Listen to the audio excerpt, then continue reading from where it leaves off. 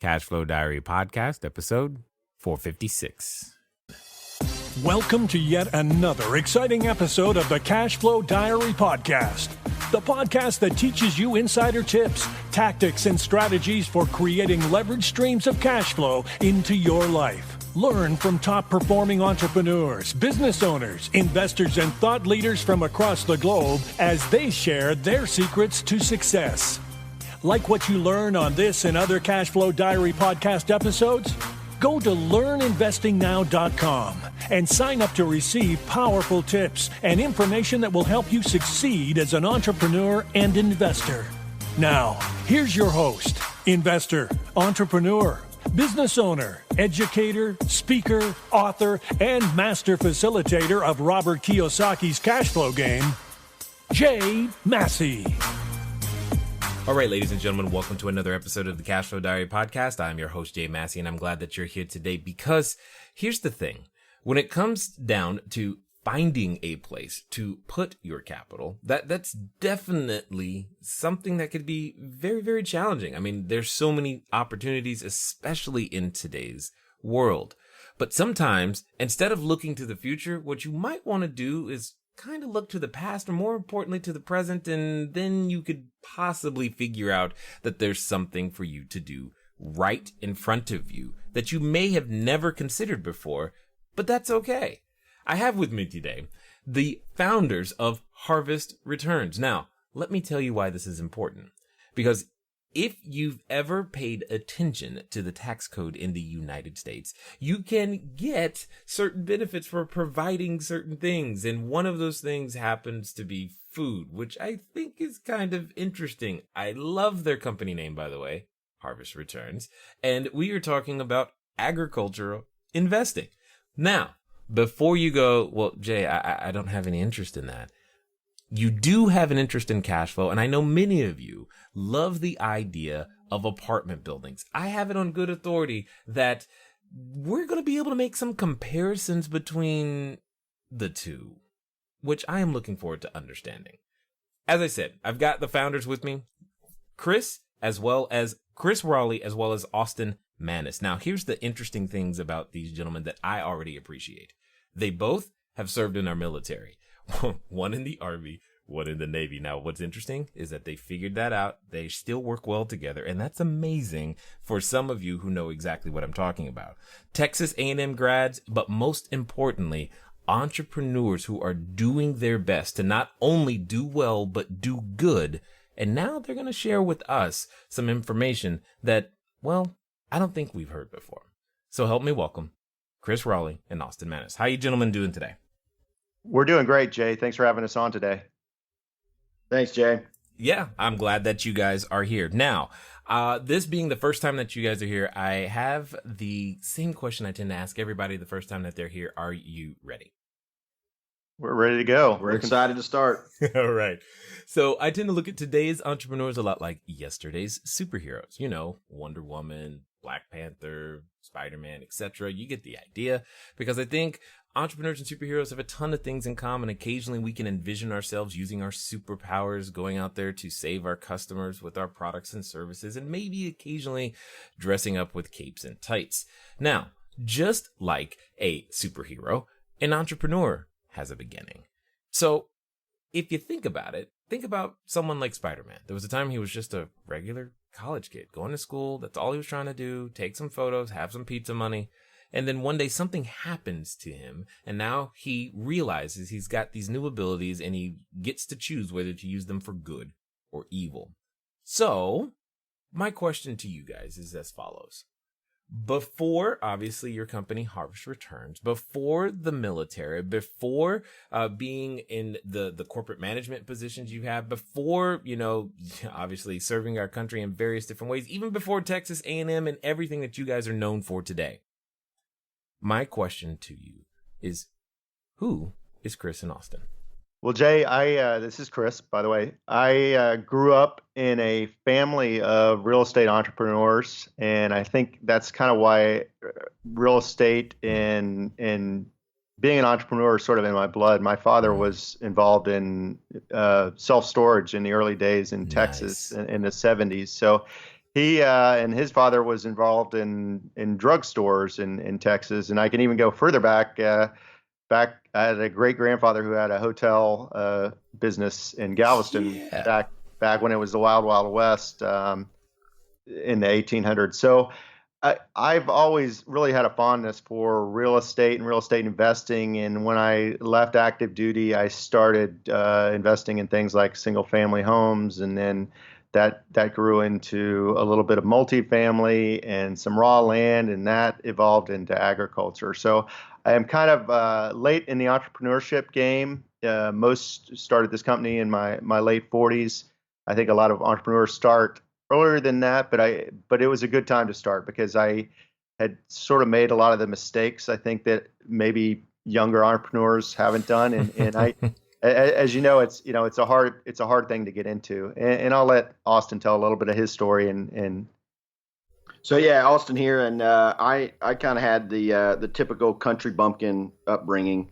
Are tadpoles are we about to start talking about tadpoles and frogs and stuff? We did do some frog gigging when I was young, but my parents met on the 1976 bicentennial wagon train, so that was a great start. And my grandparents were their families were sharecroppers, post Great Depression sharecroppers on adjacent land, and that's how they met. So my start was in the ag kind of realm. I remember as a young kid going to the state farmers market in Georgia and helping one of my aunts and uncles sell watermelons and bushels of corn there at the state farmers market. So I've always had that connection to our food source and the land, and we had cows and horses and dogs and chickens and everything that you think that crawls on the earth on our land when I grew up. So going into the Army, that's really where going to Texas A&M, the Army is really where I got my sense of kind of service to others. And then as I transitioned into the civilian world and Chris and I started to work on this project, I could see where what we're doing here goes directly into helping specifically the ag community in another way of raising capital. So that resonated with me as it's my kind of people. But also at the same time, it's also a way to help others, and that really just grabbed me right in the heart, and so that's what jumped me into this company. Got it. So, well, you actually bring up, Austin, something that I want to ask. Either of you can respond, because there's probably a few listeners who might be like myself, like investing in agriculture. What is that? Why is it even necessary? Because we could, if we just pay attention to the news, believe that don't they get all the subsidies they need to do what they need? Why do they need more money? Yeah, well, that's a good question, Jay. And two parts. Why would a farmer come to us to raise capital when there are government subsidies and fairly good terms for loans? That's all true, but it depends on what type of agriculture you're talking about. Agriculture is a really, really wide investment area. So everything from kind of row crops, corn, cotton, soybeans that people think about as you drive across the Midwest United States, to some really unique production methods like indoor aquaculture and vertical farming and specialty farming. And it's those latter types where that traditional ag credit system is not really optimized to provide them capital. So we get a lot of inquiries from people doing specialty crops and specialty production methods. And the other area where we're seeing a lot of demand from the farmer side is the emerging markets. So we talk to farmers all over the world on a daily basis, and those farmers in emerging markets just are not fortunate to have the established credit systems like we have. So they may have very good experience and may be very savvy business people, but they don't necessarily have the opportunity that the U.S. farmers have. So those are kind of our niches. I would also add, Jay, that on the market side of it, that what ag is providing to the world is changing as well. When you look at the more industrious countries, protein in the diet increases as a country becomes more wealthy. So you think about some of the countries that are eating, the corn and wheat or rice as part of their diet. as that country and the standard of living goes up, they're adding things like chicken and tuna and beef, other protein sources. You think about how many people have transitioned over the last decade or so from dairy milk to almond milk or soy milk. So that changes what ag is providing to the world for their food source. You could go into a whole conversation about construction materials and how that's going. Timber obviously is always going to be something valuable to the world. So as the world changes, ag is changing as well, but it's providing this opportunity for investors to get into to see how their investment turns right into products that everyone on the planet uses, and we believe that that's going to be a profitable investment for folks. Got it. So would this be more of a social responsibility play, if I'm understanding you? Yeah, there is certainly an element of that. I think a while back you had Joel Solomon on, and he was talking about sustainable investments and specifically organic food. And I really enjoyed listening to that interview. But I think one of the things to realize is that Joel is from a big investment firm, an institutional side firm, and for the individual investor who wants to get a little bit of this exposure of agriculture or production agriculture in their portfolio, there really weren't a lot of options. And that's what caused us to set up this company. But as far as sustainability, there is definitely an element of that in the deals that we're doing. So, for example, we're working with a development project to put an indoor recirculating aquaculture system in northern Nevada.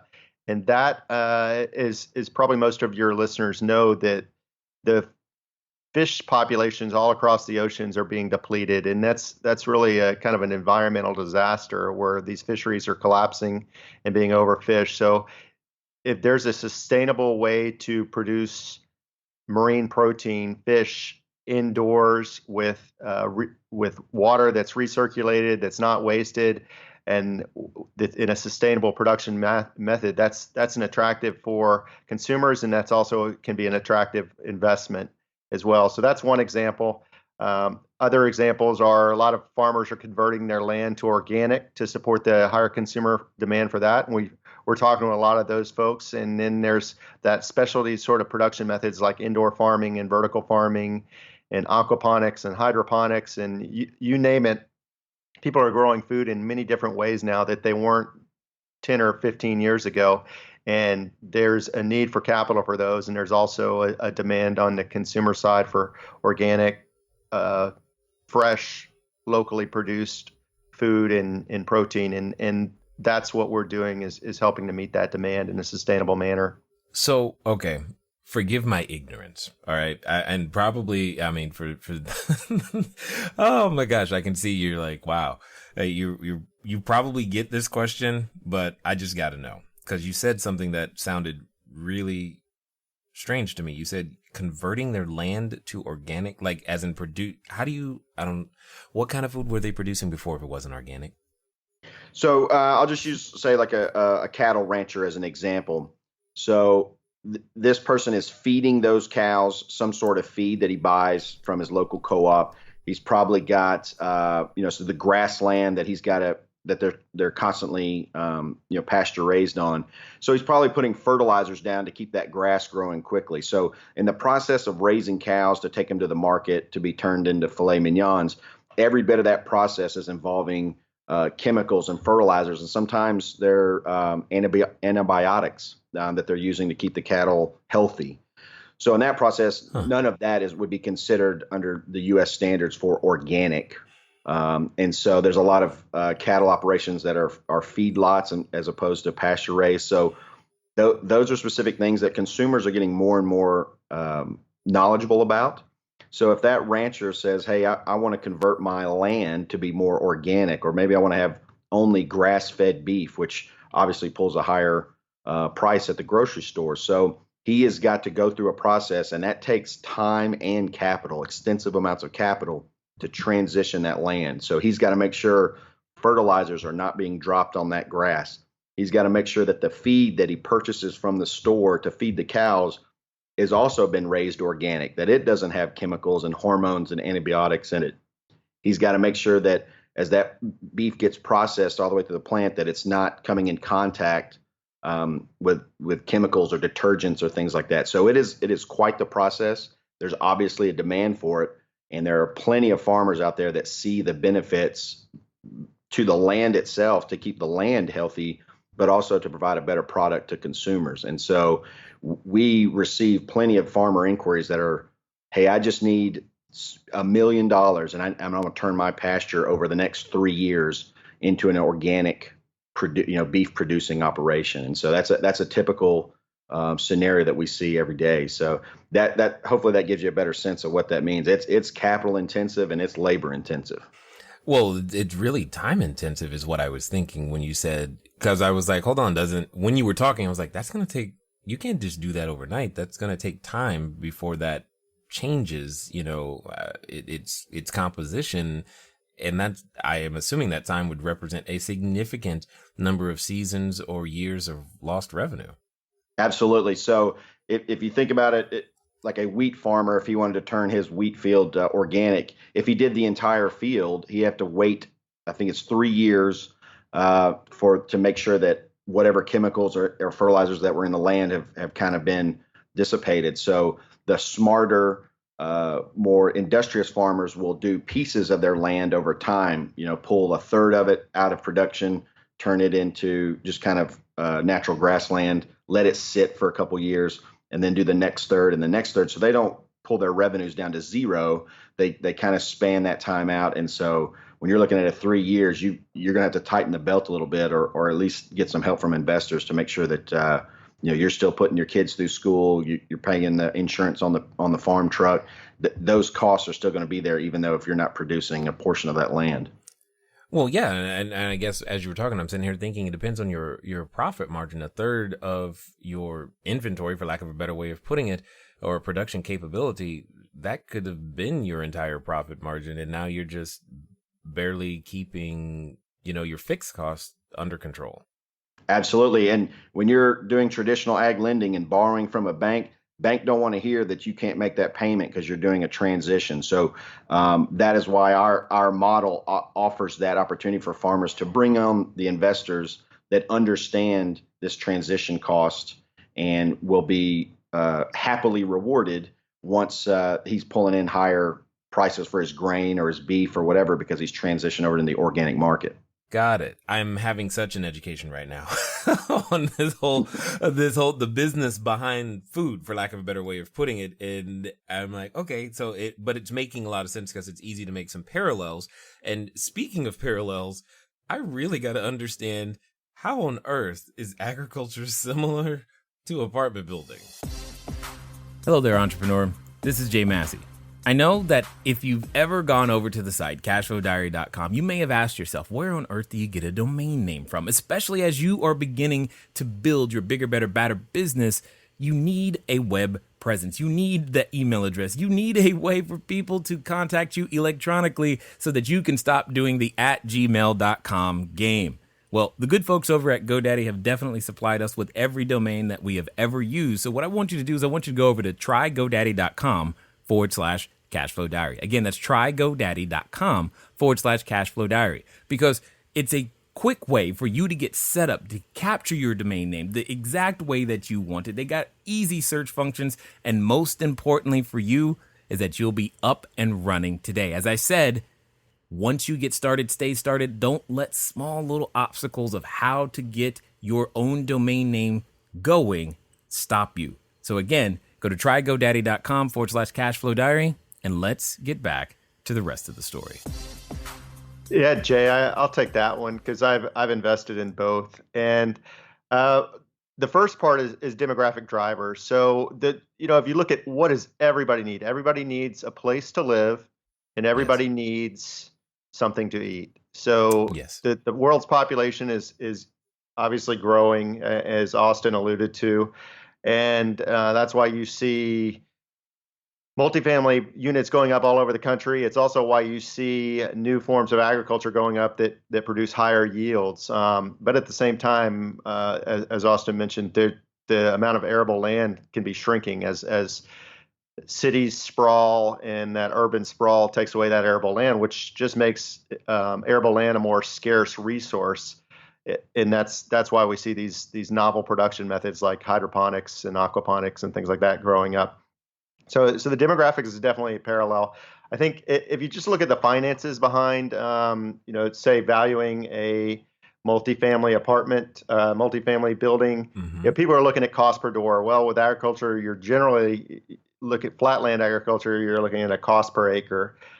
So there's some similarities there. Obviously, a farm is like any other business. They're producing profits and losses and net income, and that can be evaluated just like you would evaluate the valuation on a either via comparables properties or via the cash flow that agricultural investment is putting out.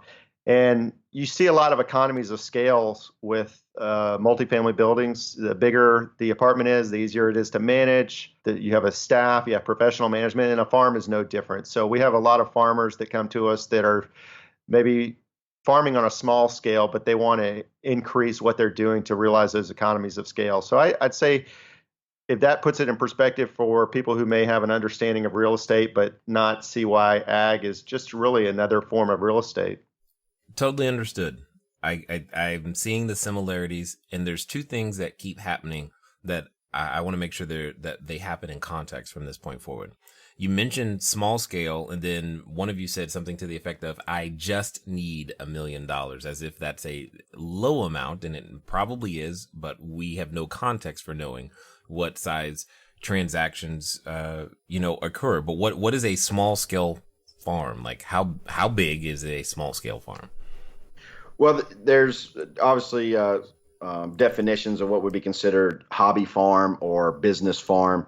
The operations that we typically deal with range between they're seeking capital in the area of $500,000 to around $4 to $5 million. Now, there's obviously some larger conglomerate industrial farms that operate in the $50 million, $100 million annual cash flow. So what we're talking about specifically for our platform is those family farms that are a small business that are looking to raise those amounts that I mentioned, and they have the ability to scale whatever their operation is to a point where they can provide returns to those investors. So that's kind of our window of what we're working with on a daily basis. Got it. Now, you mentioned platform. So let's talk about harvest returns for a second. Would it be similar to other platforms where you've obviously got it sounds like you've got the farmer side and the investor side, and this is kind of where the two come together. Do I have that correct, at least on a basic level? Yeah, that's exactly right. We're an investment online platform, much like some of the real estate platforms that are out there that will enable people to pool smaller amounts of money to buy a larger, say, apartment building or commercial office building or medical office building. Basically, we bring together pools of investors with smaller minimums, say $5 or $10 or $25,000, to take part in a much larger asset purchase. Got it. And then you had made a distinction between a previous guest, Joel Solomon, on episode 449. I'm assuming the biggest difference is going to be what you just said in terms of your minimums. That's exactly right. So we're basically doing farm syndication to simplify it. And our investment minimums are fairly small. So we're offering deals that are primarily directed to accredited investors, but to some amount, a limited number of non-accredited investors. And those investors are coming in with minimums that are, like I said, $5,000 to $25,000, say. And there's other places you can go. Obviously, the most direct way is to go out and buy your own farm, but most people, I'm not doing that. Yeah, right. Most people don't want to write a check or have the money to write a check for $2 million. And even if you do, you probably don't have the experience to get into it. And that's not something that you want to, people that are looking for passive cash flows, they want to invest in something where somebody else is doing that work. And that's what we offer. Got it. So let me ask what could possibly be a counterintuitive question. If the majority of your investors on the investor side are accredited, why such a low minimum? Well, Jay, we set that for a lot of reasons. There's some calculus that goes into it for the benefit of both the investor and the farmer. Obviously, we want to offer the least diluted investment available, and so we set that up originally because, like Chris had mentioned, to get into ag as an investment class, you had to be kind of the ultra high net worth level investors, and so the term democratizing agricultural investment is something that we typically throw around a lot, especially when we're face to face with investors at trade shows or farmers at ag shows. We want more people to have access to something that has been limited to the very wealthy in the past, and so providing that, pulling that power down from the top and spreading it amongst more of the populace. It allows for people to get involved in things that is profitable and it's educational, like you said, providing them a closer connection to their food source, their clothing source, their the home they're living in. We want more people, and we think more people should be involved in this. And Jay, I'd add, we'd certainly like to bring in more retail investors at lower minimum, even lower minimums. But as you know, the SEC has very interesting and dynamic rules, and they prevent you from offering certain deals in certain manner. And I think most of your listeners are pretty well familiar with the accreditation rules and the SEC regulations for private placement offerings. Well, what was really going through my head was at those minimums, it's almost a non-decision. It's like, hey, it's worth the risk. Let's find out, and so in my head, I was thinking, well, why wouldn't they ask for more? Because to actually make it more of a decision. So why is there difficulty in this? Is it just because people don't know that we can? Is that really the issue? Yeah, I think that's a big part of it, and that's why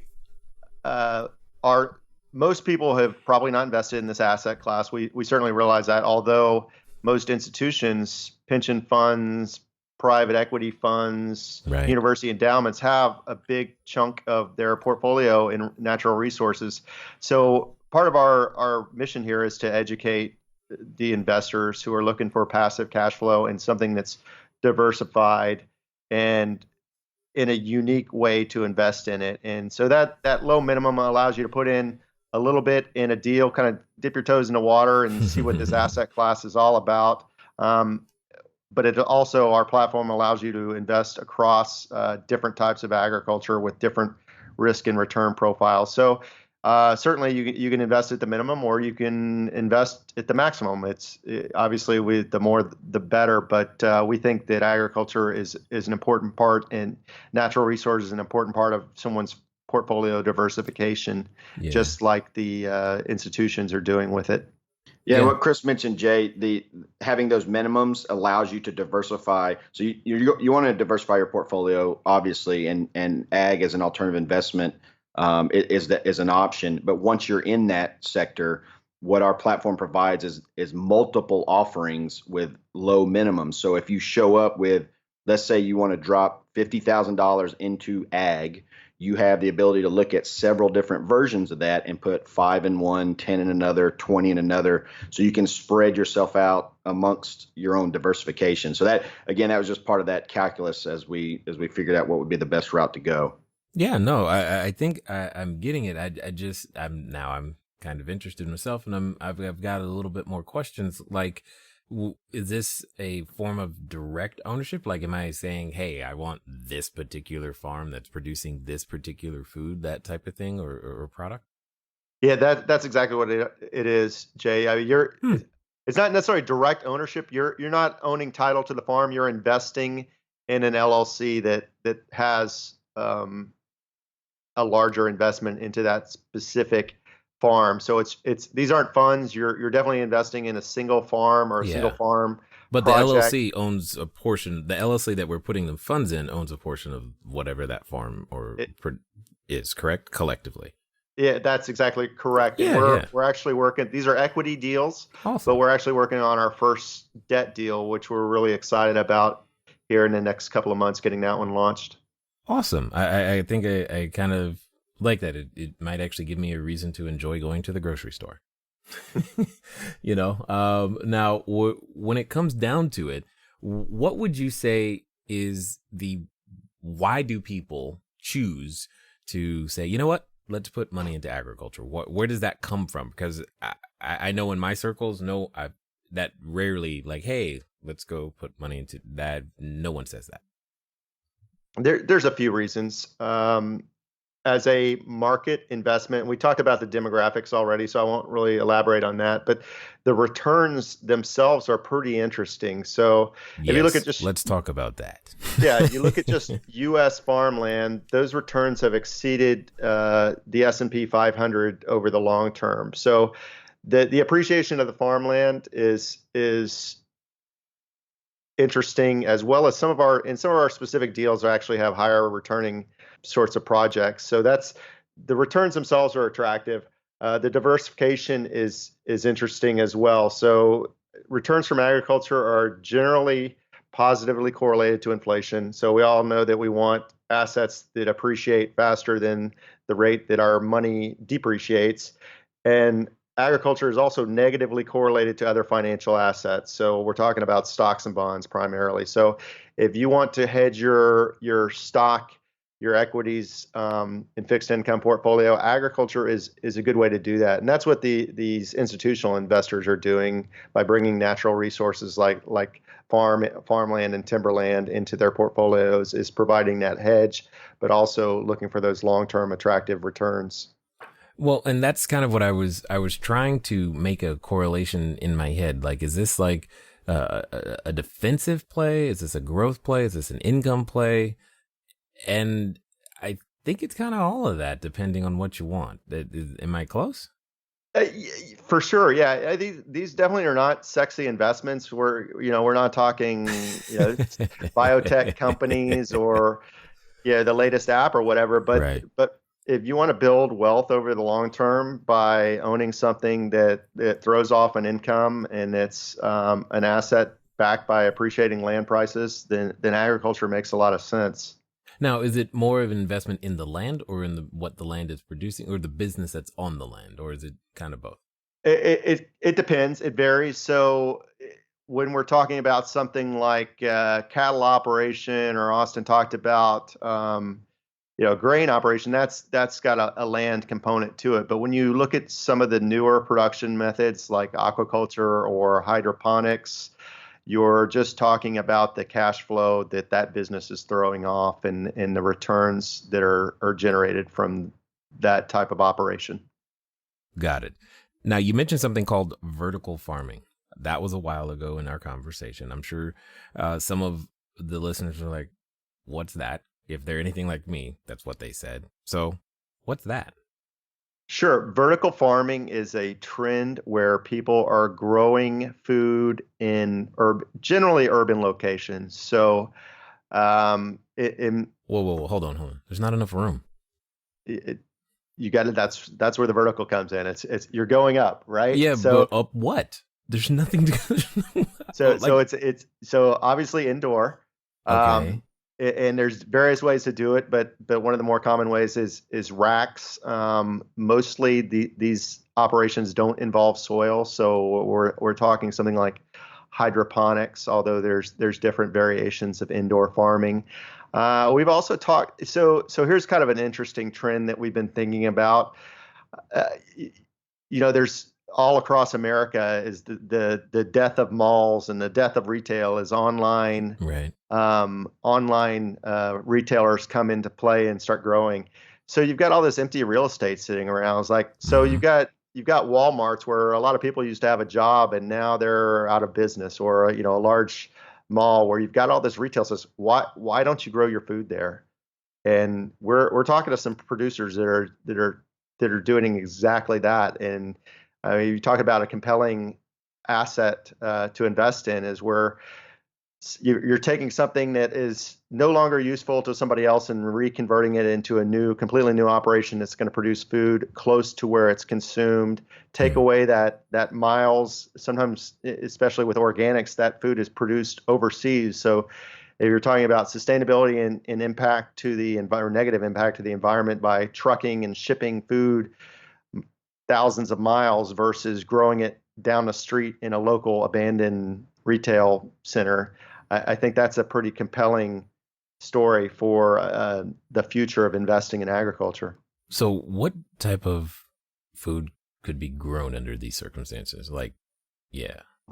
Well, if we've talked to a lot of these guys that are putting the tech together to do these indoor facilities, they throw some pretty impressive numbers out, and they say, well, if you think about a head of lettuce out in the dirt in somewhere in California, and what it takes, the amount of water, the amount of inputs, amount of labor to do that, and they can almost at a 10 times scale produce those heads of lettuce because they're controlling their environment. They're not constrained by Mother Nature to some respects.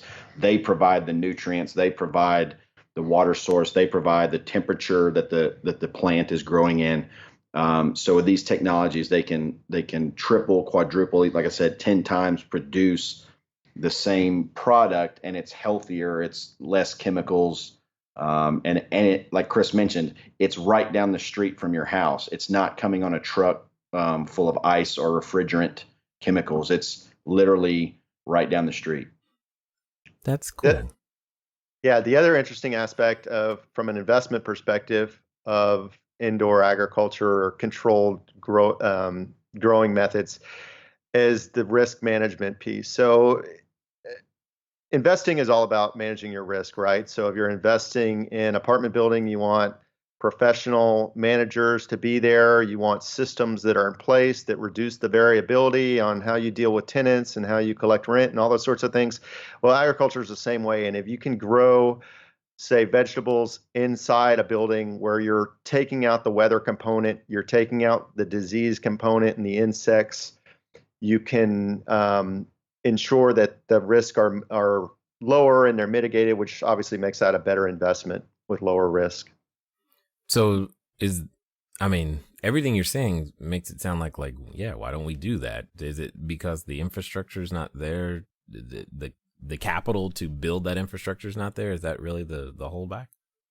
It's a different, there's a number of different reasons. One is, yes, the capital isn't quite there yet. And that's something that we're here to help with. Mm-hmm. It's fairly new. The technologies are fairly new, and adapting them is fairly new, and getting people involved in farming. So the average age of the farmer, I think, in the U.S. is something like 58, I believe. It's increasing. Most farms are still family farms, even the large ones. Over 90% of the farms in the U.S. are still owned by families, which is great. But that younger generation, because they're coming out of college and they've got just an insurmountable amount of student debt, and they are not, even if they want to follow in the family farm business footsteps, they have trouble accessing that capital. And so, these indoor agriculture methods are attractive because there's a technology component. So that is attractive to, say, millennial generation, and we're really excited to be part of that whole trend as the food system in the U.S. is and around the world is evolving. Well, I can imagine that farming doesn't make a great Instagram photo, so that's probably part of the challenge too. Well, we've seen some very high interest when you show. I mean, if you think about someone that's living in an apartment in downtown Manhattan, that you'll see them put plants on their stoops or on their pedestals. There is a disconnect between a lot of the urban population and the earth. And so, we get those photos from farmers where their hands are just black with the dirt or running red with the strawberry juice. Those things really resonate with some folks. And when you think about, if you ever had that friend that liked to boast at the cocktail party about, oh yes, I own a piece of this winery outside of right. Monterey, California. Well, that's nice. Why not allow that for more people to say, oh yeah, I own a piece of a cattle operation in Montana, or I own a piece of a group growing tomatoes in an old Walmart in North Alabama. So there's definitely a connection there. There's definitely some interest in seeing how we're all kind of connected to our planet and to our food source. Man, I like what you guys are up to. I like that you're enabling other entrepreneurs to go out there and be the best versions of themselves. And I'm sure there's a number of people who have listened this far and they want to find out more. What's going to be the best way for them to track you down? Jay, the best way is just come to our website, harvestreturns.com. We've got some educational resources on there, a blog which talks about various aspects of investing in agriculture. And of course, we've got social media, Facebook, Instagram, LinkedIn, Twitter. We're on all those platforms. Mm-hmm. And we're really excited about getting more people interested in investing in their food system. Indeed. Well, let me be the first to say that you guys are doing some very interesting things. I mean, I'm sure you heard it in my voice, like, wow, there's a lot. I've just learned there's a lot that I just don't know. But before we end, I have a final question for you that I want to make sure that I get out there, because I would love to hear your answer. So let's pretend for a moment that someone listening is actually going to, take that step. They are standing in front of what I like to call the superhero outfit store.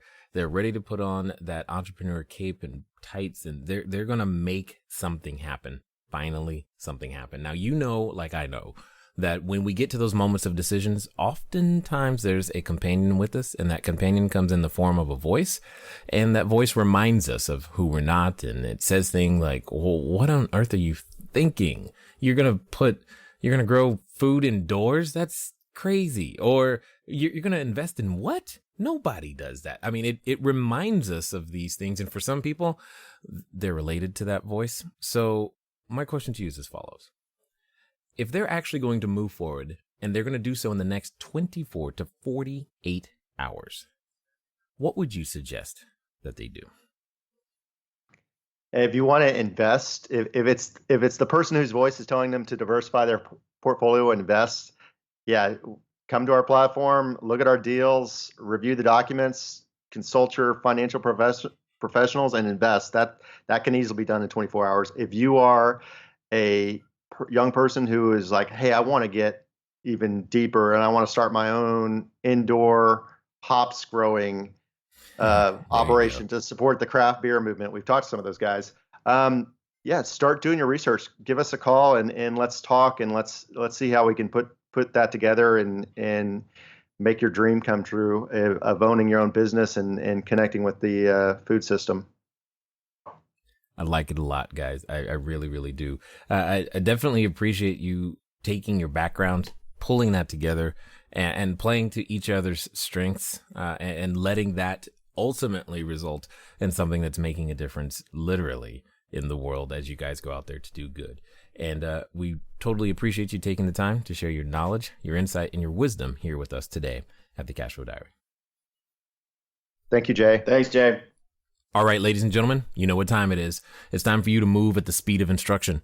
What does that mean? That means get over to harvestreturns.com, because like I know, that was really cool. I mean, growing food indoors, and hey, I own a piece of a cattle ranch. That just sounds awesome. It flows right off the tongue. And the fact that you can do it for so little money, that's a really great way to get started and make that stuff happen. Ladies and gentlemen, it's been fun talking to you today, and I look forward to talking to you soon. Until next time.